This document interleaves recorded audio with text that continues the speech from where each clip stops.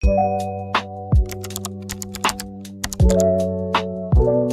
ားလုံးပဲမင်္ဂလာပါ data analyst တွေကနေပြန်just like ပါတယ်ကျွန်တော်ဒီနေ့ပြောပြချင်တာကတော့ interview မှာဘယ်လို stand out ဖြစ်အောင်လုပ်ရမလဲဆိုတာပဲဖြစ်ပါတယ် so ကျွန်တော်တို့က interview တွေသွားရတယ်interview တိုင်းမှာကျွန်တော်တို့မေးလေမေးထားရှိတဲ့မေးခွန်းတစ်ခုရှိတယ်အဲ့ဒါဘာဖြစ်မလဲ and tell me about yourself ဒါမှမဟုတ်ရင် introduce yourself အဲ့မေးခွန်းကအမြဲတမ်းပါတယ်အဲ့မေးခွန်းကလည်းကိုအလုပ်ရဖို့အတွက်ဒါ chance အများဆုံးမေးခွန်းပေါ့နော်ဘာဖြစ်လို့လဲဆိုတော့တော်တော်များများကဒီအဲ့မေးခွန်းဖြေတဲ့ခါကျရင်ကိုယ့်ရဲ့ professional life ကိုပြောကြတယ် personal life ကိုထည့်မပြောဘူးဒါပေမဲ့ interviewer တွေဘက်ကသူတို့ကဘာကိုသိချင်လဲဆိုတော့ဒီလူရဲ့ personal life ကိုလည်းသိချင်တယ်ဥပမာကျွန်တော်က data analyst ဖြစ်တယ် data analyst တယောက်အနေနဲ့ကျွန်တော်က interview မယ်ဆိုရင်ကျွန်တော် interview နေတဲ့လူကဘယ်လိုမျိုး characteristic ရှိလဲ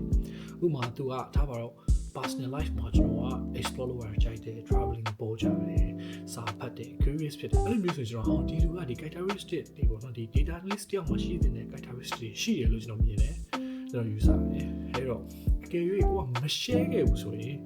မ share ခဲ့တဲ့လူတယောက်ဒီ share ခဲ့တဲ့လူတယောက်နဲ့နှစ်ယောက်ကိုရှင်းပြီးကြည့်တဲ့အခါမှာကျွန်တော်တို့ဒီ share ခဲ့တဲ့လူတယောက်ဟုတ်ပြီသူ့ characteristic တွေကကိုက်ညီနိုင်တယ်ဆိုငါသူ့ကို train လို့ရနိုင်တယ်အဲ့လို mindset မျိုးပေါ့နော်ဒါဒီ introduce လုပ်တဲ့အခါမှာပြီးတော့နောက်တစ်ခုကဒီ technique ကကျွန်တော်တကယ်ချင်းတယောက် share ပေးတာပေါ့နော်သူကအဲ့လူတွေကကွာတစ်ခုခုနဲ့တွဲပြီးတော့မှတ်မိနေတတ်တယ်ဟိုမှာထားတော့ပြင်သစ်စာကြိုက်တဲ့ကောင်မလေးပေါ့ဒါမှမဟုတ်ရင်လည်းဒီ focus လုပ်တဲ့တရားပေါ့အဲ့လိုမျိုးပေါ့အဲ့လိုလေးတွဲပြီးတော့လူကမှတ်ထားတတ်တယ်ပေါ့နော်နာမည်တဲ့ဆိုင်အဲ့တော့အဲ့လိုမျိုးမှတ်မိအောင်လည်းတခုခုပေါ့နော်ကိုယ့်ရဲ့ဒီအကြောင်းလေးပြောပြအောင်မှာကျွန်တော်ဘောလုံးကန်ရကြိုက်တယ်အပတ်တိုင်းဘောလုံးကန်နဲ့အဲ့လိုမျိုးပေါ့နော်ဘောလုံးကန်တဲ့တယောက်ပဲအဲ့လိုမျိုးတွဲပြီးမှတ်မိနေအောင်ပေါ့နော်ဒါတခုပြီးတော့နောက်တစ်ခါဒီ technical question တွေဖြေတဲ့အခါအဲ့ဒါအရင်အရေးကြီးတယ်ဘာလို့လဲဆိုတော့ technical question တွေကကွာသူက area ကကြီးတယ်လို့ကိုယ်ဒုက္ခပေးရတယ်အဲ့တော့တစ်ခါကလေးကြာရင်ကျွန်တော်ဒီ SQL report ပြီးရင်အမြဲသုံးနေတယ်ဒီချို့တိမွားလေးတွေကိုကျွန်တော်မသိခဲ့တဲ့အခါအဲ့မေးခွန်း interview မှာပါလာတဲ့အခါဒါကျွန်တော်တော့မကောင်းဘူးပေါ့နော်ဒီဘယ်လိုပြောရမလဲ impression ကျစေတယ်အဲ့တော့အဲ့လိုမဖြစ်အောင်ဘယ်လိုလုပ်ရမလဲစဉ်းစားကြည့်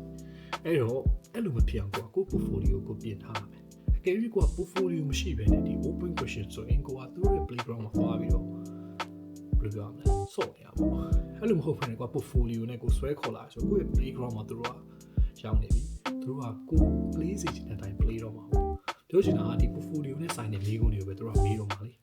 အော်ဒီ portfolio မှာမင်းဒါဘယ်လိုလုပ်လဲဒါဘယ်လိုလုပ်လဲအဲ့လိုမျိုးအဲ့တော့ကိုကပို့ပြီးတော့ကိုမှ chance များရယ်ပေါ့နော်ဒီ area ကိုကိုက cover ပြီးတတ်ပြတယ်အဲ့တော့အားလေးပါအားလေးချက်ပေးချင်ပါတယ်အားလုံးပဲအဆင်ပြေကြပါစေ